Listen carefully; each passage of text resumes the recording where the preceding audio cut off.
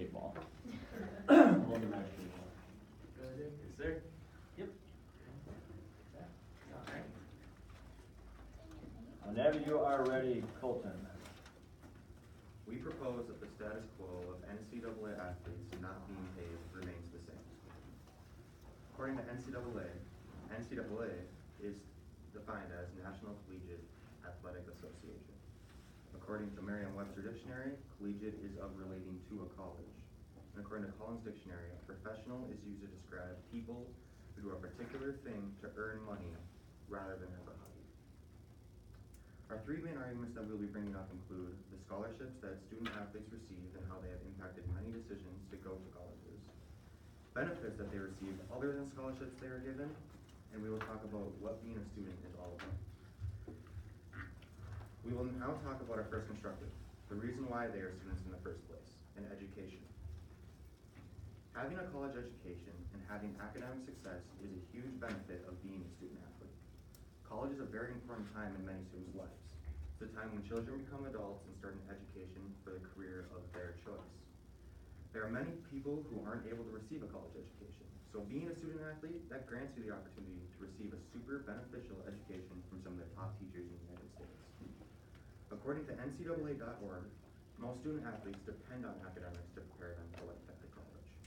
There are almost 500,000 student athletes, and more than half of them will go pro in something other than sports. And beginning in 2019 to 2020, some NCAA revenue will be given to Division I schools based on their student athletes' academic performances. So not only will schools be getting money for scholarships, but they will also start receiving money for how academically successful the students are.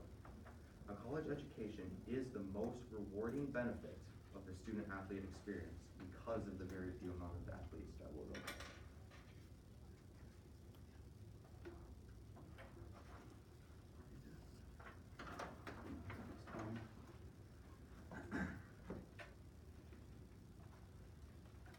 Okay.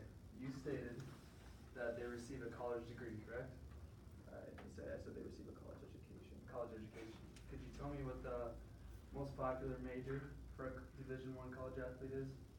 No. Do you know that 85% of athletes their major is eligibility? No. Can you define what the major eligibility is for? Is eligibility even a major? Yes. Being eligible is a major? Eligibility is a major. Do you know that 85% of athletes only spend, Division I athletes, only spend 1 to 2 years at their school? No. Therefore, could you tell me a degree that is 1 to 2 years? Is the associate's degree 2 years? Yes. Could you say a 1-year degree? Like most Division I athletes, basketball players? Is that before they go pro? Yes. So before they're making money at a professional level? They spend 1 year out of college? I'm asking you questions. So for one and done projects, are you telling me they're receiving a college education or are they receiving preparation for the MBA? Well, they're receiving both because they're going to a college and receiving an education. For a major in eligibility? Still receiving an education from the top teachers in the United States. No further questions. I'm just gonna call a quick timeout. Now, very well done. I'm gonna say that right now.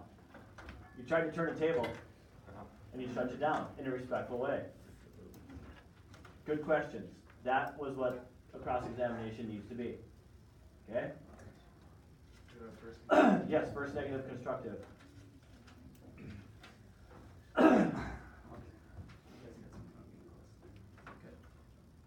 Whenever you start, I'm starting. We oppose that the current status quo of payment to college athletes be changed so they are allowed to be paid. Before I reveal my contentions, I'd like to define a term, the one and done rule. This is where the NCAA requires an athlete to play 1 year of collegiate basketball before they are allowed to enter the NBA draft. There are many reasons to oppose the current status quo of payment to athletes, a few being, number 1, the NCAA forces athletes to attend college. Number 2, while they're at this college, they are dedicating all their time to this school. Number 3, they spend all this time at their school, they are bringing revenue by the time when they are dedicating their time. So college is something you choose to do, right? Well, Well, not for star athletes like Zion Williamson, Kyrie Irving, Kevin Durant, and Karl Anthony Towns. These athletes were forced to play college basketball before they could enter the NBA. But what is the point of making these athletes stay for 1 year?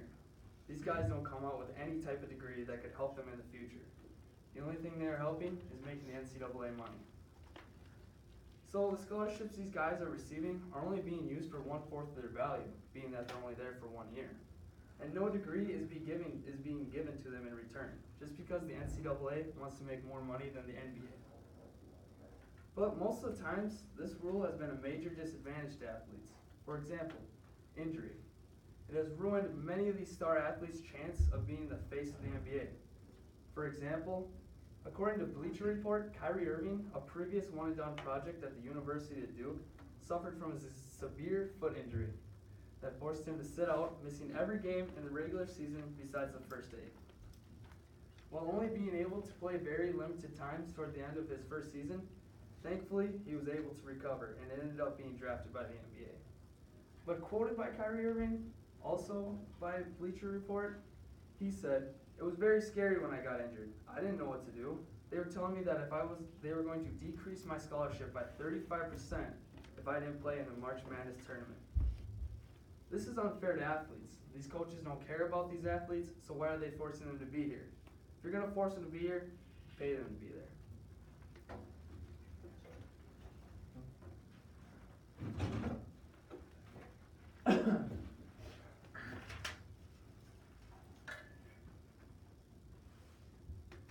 So could you repeat what the one and done rule is? The one and done rule is where the NCAA requires an athlete to play 1 year of collegiate basketball before entering the NBA draft. So is there any option that the NBA programs could have a minor league where you don't have to? GED league. So then why don't some of these athletes go and play in that GED? Because it's not the same competition or even the same anything. So are you making money in the GED league? I am not sure. Well, as a minor league, normally they do make a little bit of money, right? So then why worry about making money instead of playing basketball? Why don't they go to GED where they can make money? Because then their level of competition could drop their skill in general. So dropping skill, that comes down to time and dedication, which all athletes do. So can't they put in the same amount of time and the same dedication at a different level, like the GED league? The level of competition is not going to be the same at the GED league as a Division I premier school like Duke University. So when it comes to school, and you said they can only go for 1 year, are you aware that they have the option to go back to school and the schools pay for it?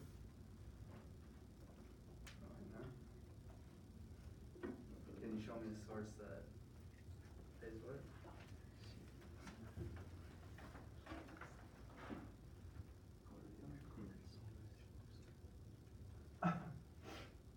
Second affirmative constructive.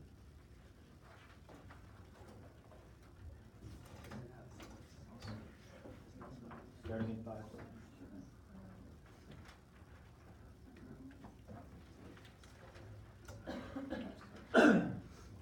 Many Division I colleges give their student athletes benefits that aren't just scholarships. Along with full ride scholarships, academic scholarships, and financial aid, many athletes are given many other finances. According to collegead.org, many NCAA teams, including Iowa State, Rice, and Duke, for example, have what are called hard dollar and soft dollar benefits. Hard dollar benefits cover the tuition, board, books, and all the food plans for the athletes. While soft dollar is basically just spending money for coaches, traveling, and many other items. Iowa State, for example, they send their basketball team to Spain just to play basketball in the summer. Duke does this too. They send them to the Dominican Republic. All of these trips are during the off season, meaning there are even more trips to take during the regular season, such as away games, and all of it is paid for. According to the NCAA, after college, if students don't finish their degree, after their career is over in the professional area, they have the option to pay the athletes to finish their bachelor's or master's degree. So why do you want to pay them more if they already get the option of going back to college to finish their degree so they have a future in a different career. Now, scholarships. We believe that scholarships are a huge reason why student athletes should not be paid. The majority of students at a university pay their way through college, whether it's financial aid, a job, or smaller scholarships that they apply for.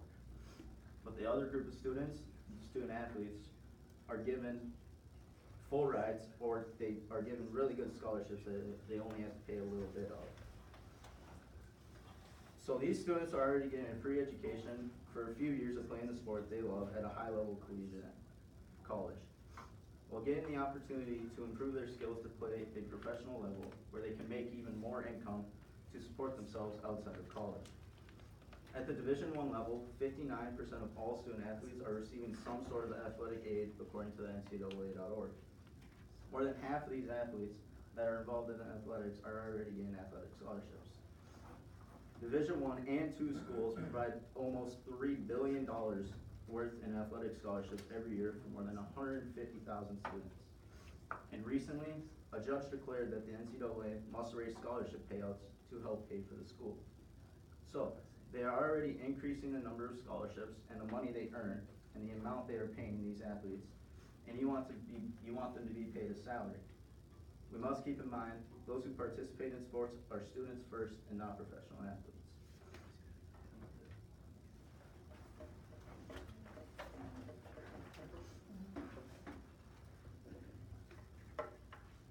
Would you say that athletes receive scholarships, correct?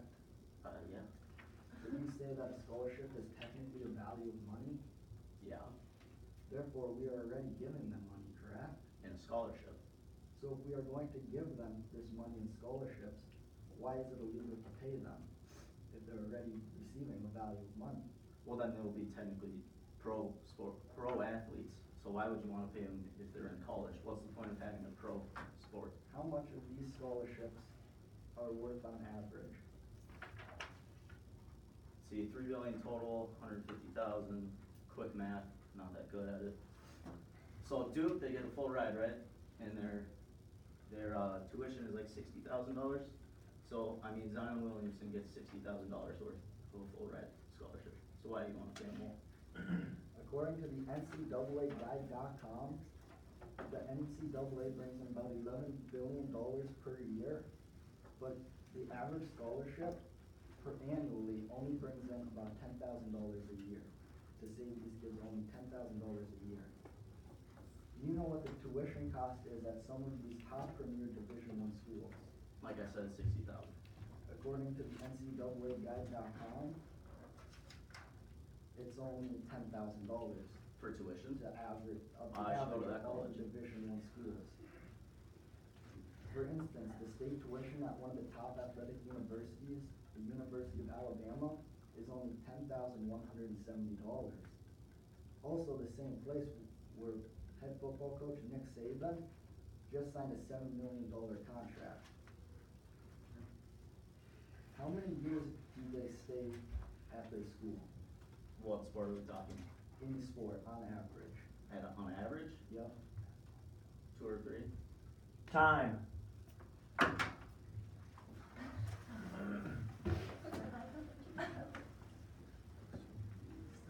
Second negative constructive.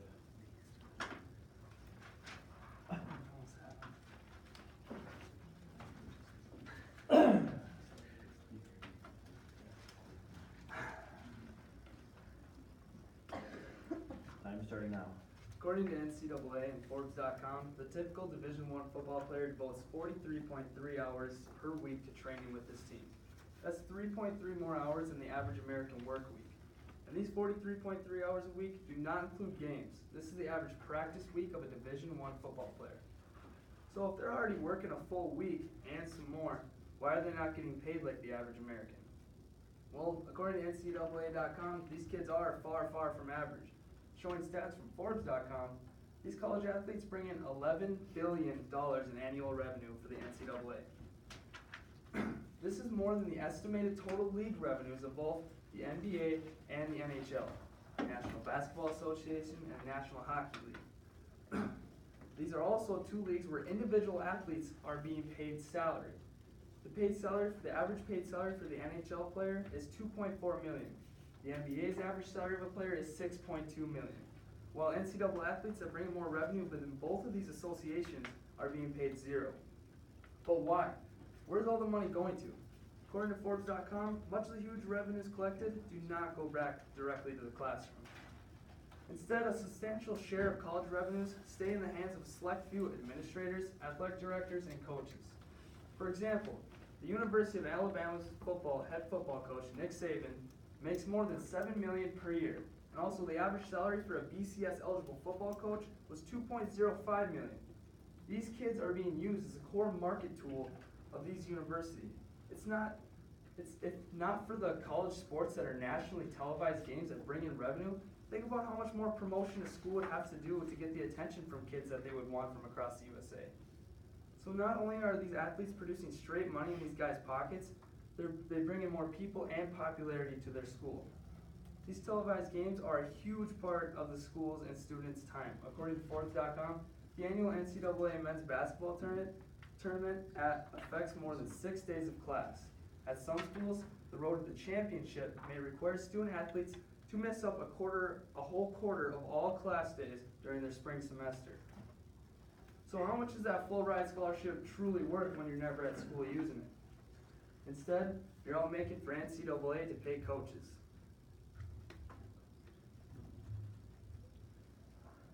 Time for 5.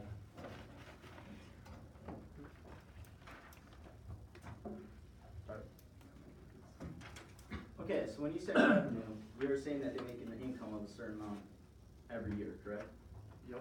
And how much was that? $11 billion. Okay. Are you aware that the NCAA is a non-profitable organization? Yes.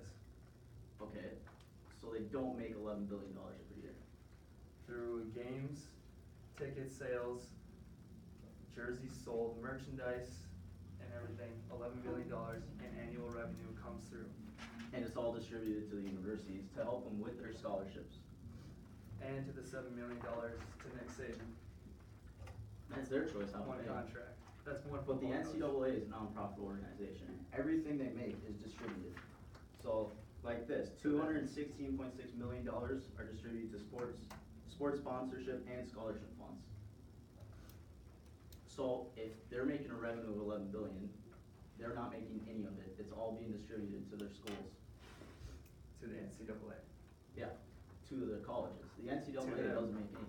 It already goes to their scholarships. So why do you want to pay more? Because if they're bringing in this much money, and it's because of them, I know the fans aren't coming to watch Nick Saban for $7 million a year. They're coming to watch Zion Williamson dunk on people. It's all paid back through their scholarships. To who? To the athletes. All the So money the that- athletes get paid. By scholarships, yes. So why do you want to pay them a salary? How much do you plan on paying these athletes? Enough to cover expenditure costs, like if they wanted to go out for an extra weekend when they have some Are you time aware of off. the taxes that they'll have to pay? They'll have to pay taxes. All of that will be gone. All their money that they make, will be gone from taxes. And then they'll be screwed when it comes to paying for their college. But they're not allowed to see that money even Time. when they make it.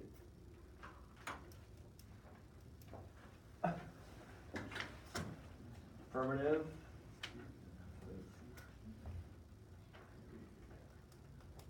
Rebuttal?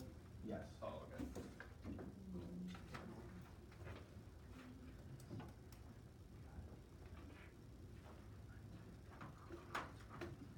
Our opposition stated that the athletes are not getting a degree. They are just staying, quote, eligible. But more than 8 out of 10 Division I athletes are earning their degree, and they all stay, that 8 out of 10 of them. Because students already get a scholarship and many other benefits, we believe that they should not be paid while competing at the collegiate level. They're getting an education, getting more experience before they go to a high level, or just getting past the one and done, so they can make it to the professional level. But they are not there to make money. Stated by Mark Emmert, the NCAA president, they didn't come to college because there was a financial gain involved. They came because they wanted to come to a school and participate in sports. This is not about creating new opportunities for them to monetize their position.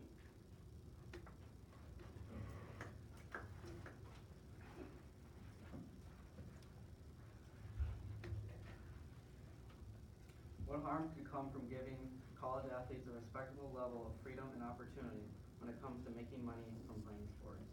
Perhaps at one point in time, the practice of not letting them do so made sense, but now we are living in an age where there are so many options for marketing themselves.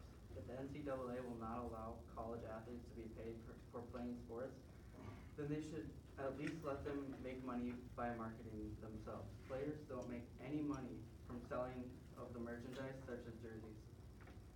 They aren't allowed to market. They're allowed to market themselves to earn money as a result. Student athletes are the ones working hard out on the court and field. Coaches might have a big effect on a team, but it is up to the players to get it done. Coaches receive bonuses for breaking records, reaching the off-season, and winning the big games. The athletes receive none of it. Most profits from college athletics do not go towards academics. Instead, they go to coaches, athletic directors, and some administrators.